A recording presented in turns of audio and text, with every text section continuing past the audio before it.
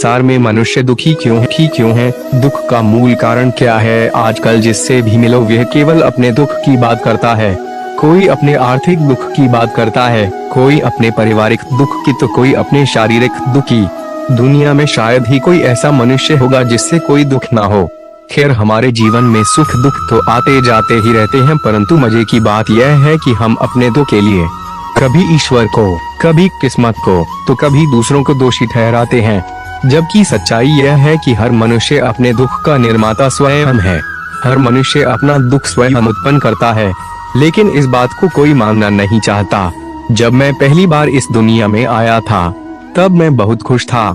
इतनी खूबसूरत दुनिया को देखकर कितना मनोहर दृश्य था।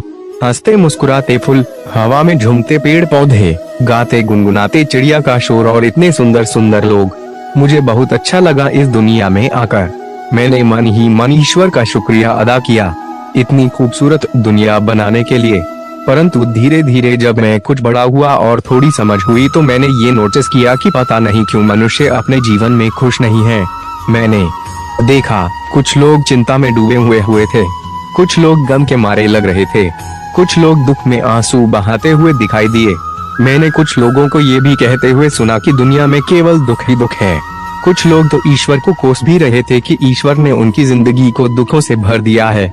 उनकी बातें सुनकर मुझे बड़ा आश्चर्य हुआ। मैंने सोचा कि ईश्वर भला ऐसे कैसे कर सकता है।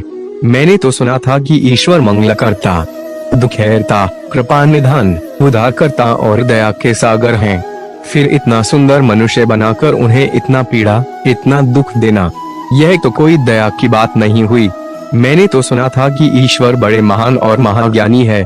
फिर इतना सुंदर संसार बनाकर उसे दुखों से भर देना, यह तो कोई बुद्धिमानी की बात नहीं हुई। लोगों का दुख देखकर मैं हमेशा यही बातें सोचा करता था। तभी अचानक एक दिन सपने में ईश्वर मुझे मिल गए।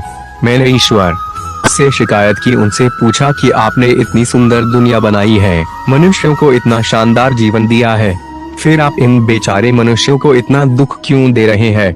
ईश्वर चौंकते हुए बोले, तुमसे किसने कहा कि मनुष्य को मैं दुख देता हूँ? यह बात तो सरासर झूठ है। किसने कहा? संसार के सब लोग तो आपको ही दोष दे रहे हैं।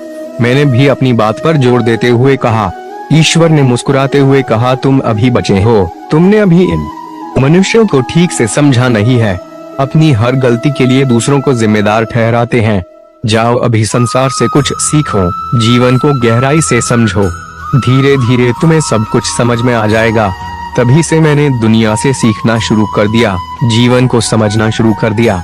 क्योंकि लोगों का दुख देखकर मुझे भी दुख होता था, इसलिए मुझे किसी भी हाल में इस प्रश्न का उत्तर ढूंढना था कि मनुष्य के जीवन में इतना दुख क्यों है? आखिर मनुष्य इतना दुखी क्यों है?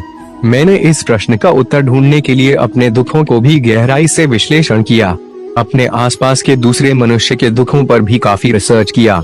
और आज जब मैं जीवन को काफी हद तक समझ गया हूँ, तो मुझे अपने प्रश्न का उत्तर मिल गया है। अब मैं जान गया हूँ कि जीवन में दुख नाम की कोई चीज नहीं है। जीवन तो बहुत ही शानदार घटना है। दुख तो मनुष्य अपने लिए स्वयं पैदा करता है। दोस्तों, मैं जानता हूँ कि आप लोग इस बात पर यकीन नहीं करेंगे, क्योंकि कुछ सालों पहले मैं भी आपकी तरह ही सोचता था। आपकी तरह मैं भी सोचता था कि मेरे जीवन में केवल दुख ही दुख है। कभी गरीबी का दुख, कभी दिल के टूटने का दुख, कभी असफलता का दुख, तो कभी किसी अपनों को खोने का दुख। परंतु कितना दुख झेलने के बाद भी मुझे ईश्वर पर पूरा विश्वास था कि वे कभी किसी को दुख नहीं दे सकते। ईश्वर के ऊपर मेरे इस अखंड विश्वास का कारण यह है कि मैं अपने कुदरती स्वभाव से ही धार्मिक आध्यात्मिक स्वभाव का व्यक्ति हूँ। जीवन के हर कठिन मोड़ पर ईश्वरीय शक्ति ने मुझे सहारा दिया है। मुझे हर पल अपने अंदर ईश्वर के होने का एहसास होता रहा है। लेकिन आप यह मत समझना कि मेरे विचार ईश्वर पर मेरी आस्था से अभिप्रेरित है। मैंने खुद के ऊपर काफी प्रयोग भी किए हैं।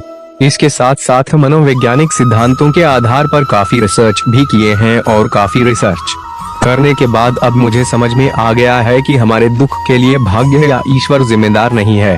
हम खुद ही अपने लिए सुख या दुख चुनते हैं। हमारे दुख का एकमात्र कारण है हमारे स्वभाव और प्रकृति के नियमों के साथ संतुलन न होना। हमारे धर्म ग्रंथों में काम, क्रोध, लोभ, मोह और अहंकार को मनुष्य के दुख का मूल कारण बताया गया है, और मनुष्य को इन पांचों विकारों से छुटकारा पाने की बात भी कही गई है। लेकिन मैं इनसे छुटकारा पाने की बात नहीं करूंगा, क्योंकि मुझे पता है कि आज के समय में इन पांचों विकारों से परे होना किसी भी मनुष्य के लिए लगभग असंभव बात है। इसलिए आज मैं बात करूंगा हमारे जीवन और प्रकृति के बीच संतुलन की। परंतु सबसे पहले हमें ये समझना होगा कि काम, क्रोध और लोभ, मोह और अहंकार हमारे दुख के निर्माण में किस प्रकार अपनी भूमिका निभाते हैं। संसार में अच्छे लोगों को हमेशा दुख क्यों मिलता है? श्रीमद् भागवत गीता में भगवान श्री कृष्ण कहते हैं कि ये संपूर्ण जगत प्रकृति के अधीन है और इस जगत के सभी प्राणियों को प्रकृति के नियमों के अनुसार चलना पड़ता है।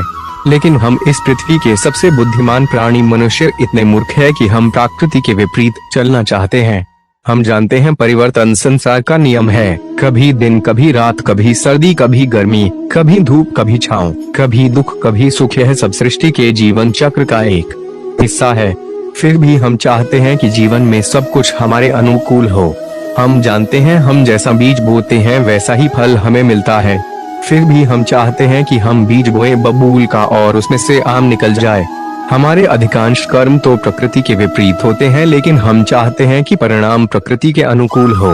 गीता में भगवान श्री कृष्ण कहते हैं, संसार के हितार्थ के लिए निस्वार्थ भाव से कर्म करो और फल की चिंता मत करो। लेकिन हमें कर्म से ज्यादा फल की चिंता होती है, और जब हमारी कामनाएं पूरी नहीं होती तो हम या तो क्रोधित हो जाते हैं या दुखी हो जाते हैं।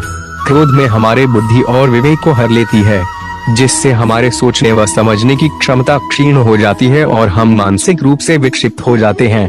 तत्पश्चात एक विक्षिप्त मानसिकता वाला मनुष्य मन, कर्म और वचन से जो भी करता है वे उसके दुख को और भी ज्यादा बढ़ाने वाला होता है।